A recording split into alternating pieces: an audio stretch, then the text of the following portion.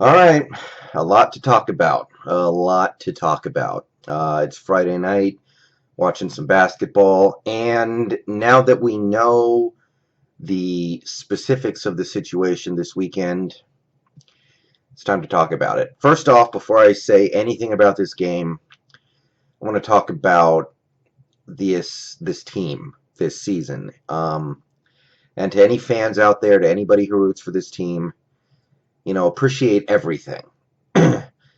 Appreciate the fact that we're here playing this game. Appreciate every play of the game on Sunday. Appreciate the good plays. Appreciate even the bad plays because not too long ago, this team was an underdog to even make the playoffs.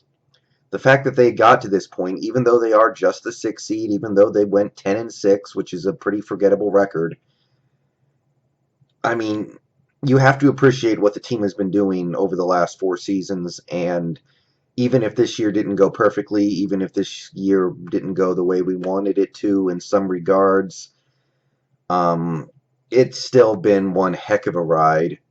And let's just remember to take some time to appreciate the fact that they got to this point and appreciate what they've done over the last four seasons. So, this game, when the matchup first came out after the game was over last week, a lot of people were quick to chalk it up as an easy win. I mean, we're playing a Vikings team. It's their first trip to the playoffs in a few years. It's Bridgewater's first playoff game. um, we're the team with the playoff experience and the playoff chops. And we blew them out 38-7 earlier this season. So a lot of people were quick to jump on that. And for all those reasons, I wanted to play this game against Minnesota as well. But don't assume anything. Don't take anything for granted. Like I said at the start of this video about appreciating everything, appreciate the fact that this Vikings team, they can do some things well. They have some strengths, and if you just go into Minnesota on Sunday assuming you're going to take care of business for free, they can surprise you. So the main topic of conversation this week has been the weather. As we all know, it's going to be freezing cold. It's going to be somewhere around 0 degrees Fahrenheit. It's going to be, with wind chill, it's going to be -15, -20, somewhere in there. I mean, we're talking frostbite type weather. This is the kind of weather you get frostbite in if you, excuse me, if you aren't managing yourself well. So we're talking one of the coldest games in the history of the NFL. And if it gets much colder than they're projecting, you might see a situation where the NFL has to consider delaying the game. Because, I mean, I know we all like to talk about how NFL players need to be tough and how the game is getting soft lately, but I don't want to see nobody's hand fall off. I don't want to see nobody have to get their, foot amputated. So hopefully it doesn't get any colder than what they say it's going to be. And, you know, coming with that extreme weather report is talk of who that favors, if anybody. A lot of people have talked about how, oh, well, the Vikings, they play in Minnesota, so they're kind of used to it. But really, they're not used to weather like this. I mean, they're used to cold weather. They're not used to this. Nobody is used to this. Nobody. So it's going to be tough for everybody. One thing I do like is Russell Wilson played his college football at Wisconsin. He has memories. He was talking about this in his press conference of practicing at night when it was snowing, when it was freezing cold. They would practice anyway, so he has some experience in a super cold climate. He's got big hands, which are good for holding onto a slippery, tougher to grip football. So there is some reason to believe that he can manage, whereas on the other side, the Viking who's going to be handling the ball the most, Teddy Bridgewater, played his college football at Louisville, and I think he grew up in Florida. He grew up somewhere where the weather's actually pretty agreeable, so and he's got smaller hands, so you think that would be an advantage for us. And then, of course, there's been a whole bunch of back and forth between the different players on the team. Like Doug Baldwin, I think he grew up in Florida too, and then he played college at Stanford. Um, Linval Joseph was born in the Virgin Islands or something like that. But realistically, nobody is used to the extreme cold that we're going to see on Sunday. I mean, we're -15, -20. You know, that's just beyond even what you would see most years in a place like Lambeau Field. So, yeah, the weather, I don't like it because I think the bad weather will increase the randomness of the game. And look, I'll just say it. I think we're a better team than the Vikings. I know they had a better record than us, but I think we're a better team than the Vikings right now. And I think that if we played in a dome 10 times, I think we'd win 8 or 9 times. I really do. But the weather, extreme weather like this increases randomness, and it increases variance. It increases the odds of a defensive touchdown or a play where somebody just falls down and the other team scores a touchdown, where the ball just slips out of somebody's hands for no reason. Stuff like that. The random shit that you don't see very often in a football game becomes more likely. So I would rather just play a game straight up in climate controlled conditions and trust our superior talent and coaching to win us the game. And I still think that's in play, but I feel like the standard deviation is a lot bigger in a game with extreme weather like this. So I don't love that. Don't love how the Vikings defense is going to be a completely different monster from the one we saw when we played them in Week 13. And that's the main thing. All these people who are saying, like, oh, yeah, we're going to just go into Minnesota and we're going to do what we did before. They can't stop our offense. This has all already pretty much been said, but Linval Joseph is going to play. I don't know if he's going to be very effective, but he's going to play. One of the best nose tackles in the league, or one of the best defensive linemen in the league.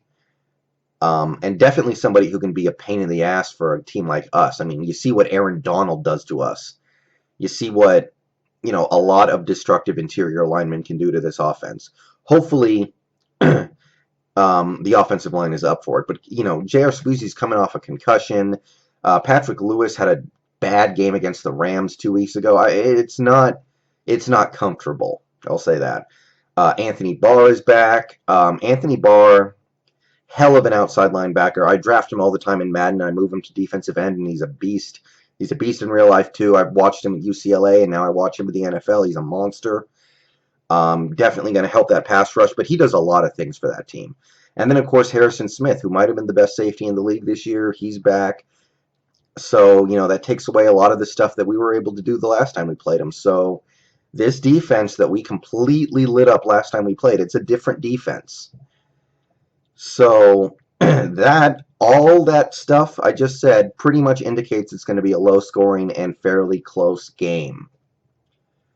So those are the things that concern me a bit, and it's enough to make me think that this is a losable game. That being said, at the end of the day, even though their defense has improved a lot since the last time we played them, I don't see anything from the Vikings offense that intimidates me in the slightest, especially in a game like this. The Vikings offense, they have a very remedial passing attack. They have a quarterback who's, right now, he's average. I think he's going to get better. Right now, he's average at best. 14 touchdowns, 9 picks this year, 65% completion, 3,200 yards. He's not a threat with his legs, really. He's mediocre. The receivers are not very good. Stephon Diggs, who had a great start to his career earlier this season, been on basically a milk carton lately. He caught 2 touchdowns in the Bears game, and other than that, he's been invisible. I think he had 1 catch against the Packers last week. Kyle Rudolph, decent tight end, disappears from time to time. Mike Wallace, mediocre at best, half-decent starting wide receiver. Not very useful in the Vikings offense when they never go deep. Jarius Wright, decent backup wide receiver. Just there's no fear there in their passing attack, and then you have their rushing attack. They have a very good rushing attack, but when they can't complement it by stretching the field, I'm not afraid of Adrian Peterson. He's their best player by far, and I just feel like it's not going to be that different from what happened last time we played him. They'll probably be better than he was last time, but I don't see any reason why he should be able to beat us by himself. I There's just nothing going on in that Vikings offense that makes me think they can put up some points on us. The only argument that I've really heard is that Bridgewater has improved since the last time we played, and I don't see it. Since he played us, he has had one big game. He had a monster game against the Bears. Threw 4 touchdowns, completed 17 out of 20 passes. Monster game. But other than that, he was okay against the Giants. He was okay against the Cardinals. He was bad against the Packers. And really, I mean, the Packers game, that's the one I'm really thinking about. Because it was their most recent played game. And, the Packers, they're not really good either. And they have a mediocre defense. And Bridgewater threw for 99 yards, threw a very bad pick. Fumbled the ball at the end and nearly gave the game away. And if you're going to say that's because of the bad weather in that game, then he's really screwed on Sunday. So, yeah, with that passing attack in Minnesota, I don't see any reason why the Vikings should score more than 13 points. So, even with their improved defense, to me, all this offense has to do is get to 14 points. And I'm going to say they should be able to do that even without Marshawn Lynch. One reason why I make these videos late in the week is because I like to see the injury report. And right before I made this video, it was announced that Marshawn Lynch is not going to play, which was surprising because he practiced all week and he looked good, and everybody was like, "Oh yeah, he's going to play." And then at the last second today, he just basically put himself out. So there's going to be some drama about that going forward, about the fact that he was the one who said, "I cannot play, I'm not going to play," and what that means, and whether or not he'll be here next week or the week after if we have games. So, without getting into all the drama of it, what I got to say is that I don't feel like it changes that much. So I'm going to put my little philosophical theory out. And not everybody's going to agree with it, but to me, in a game like this, everything is going to be harder. Throwing the ball, running the ball, holding on to the ball, kicking it, punting it, tackling, everything is going to be harder because of the weather. I mean, you say life is going to be harder for the offense, and you're right, but it can swing both ways. It can be hard for the defense, too. So, my philosophy, when the offense is on the field, I want to score fast. I don't want to go on these long 12-play, 15-play drives where you get, 4 yards at a time, and then you punch it in the end zone after 12 to 15 plays, because every play that you have in a game like this feels like you're rolling the dice, because the odds of a mistake happening and a turnover or some kind of disastrous play happening is multiplied because it's so cold.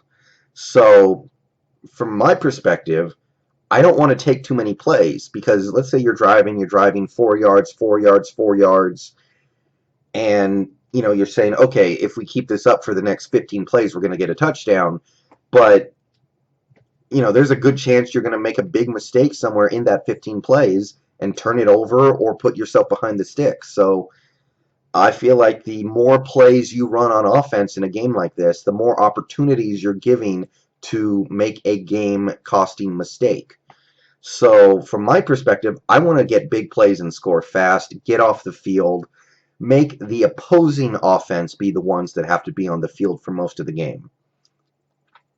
So I want to throw deep passes. I know it's going to be harder, but everything is going to be harder in a game like this. I want to throw it up to Tyler Lockett a few times. I want to get Doug Baldwin in the deep seams. I want to get some screens going with some downfield blocking to bust a big play. I want to have these 3-play, 4-play scoring drives. and then put the pressure on the Vikings offense, because the Vikings offense doesn't have very many big plays. The only big plays the Vikings offense has is when Adrian Peterson pops one. Bridgewater doesn't go deep. Their receivers are not phenomenal yards after the catch players. They go down the field slowly. They throw a lot of short passes. They don't bust very many big plays. Bridgewater has had one completion over 50 yards this season. So I say put the Vikings offense out there, force them to go down the field 5 yards at a time, wait for them to make the mistakes. So to me, I want to throw the ball a lot, and I don't care that much who the running back is. Marshawn Lynch, Christine Michael, Bryce Brown, Derek Coleman, whoever. This is Russell Wilson's team now anyway, so let's own it. I feel like if you run the ball too much in a game like this, you're just asking for fumble problems. Obviously I could be totally wrong. The game could go completely the other way when it plays out on Sunday, but that's my philosophy on this. Air it out, go deep, go for big plays. If you hit a couple of big plays in this game, you're going to win. If you can get to 14 points, I feel like you're pretty good. If you can get to 20, I think it's done. So that's my take on this game. Offense, score quick, get off the field. Don't let the elements dictate what happens in this game, and put it on the defense, because I think this defense can force a lot of 3-and-outs and quick punts against this Vikings offense. I don't feel scared of the Seahawks defense getting tired as this game goes along. And that's what I got for this one. I say 23-10. Not going to be an easy game. And if we give up a special teams touchdown or a defensive touchdown or something like that, we could be in trouble very easily. That's basically what happened in the Rams game. I believe we would have won that game if not for the defensive touchdown we gave up early. But I think we'll get it done. Christine Michael going to be the running back. I feel like it shouldn't matter that much. But hey, it's a chance for him. We'll see what he's got. I'm excited for the guy. And yeah, Vikings, I think they're good. I think they're a team that's on the up and come. That's on the up and up. But if you look at what they've done this year against good teams, they beat the Chiefs, and the Chiefs were not really good at that point in the season. They beat them while the Chiefs were going 1-5, and then the Chiefs, reeled off 10 straight wins, and then they beat the Packers last week. And who knows if the Packers are good? Other than that, close loss to the Cardinals, close loss to the Broncos, bad loss to the Seahawks. They strike me as a team that just isn't up there yet, and with the way Russell Wilson is playing, I can't imagine being outscored by the Vikings offense. So I'll make my video after the game's over, win or lose. Obviously, if we do lose, then I'll probably swing right into the offseason stuff, because there's some very interesting stuff about to happen with this team. We win, I'll talk about the Panthers. That's another thing. I see a lot of Seahawks fans already talking about the Panthers. Let's get this out of the way first.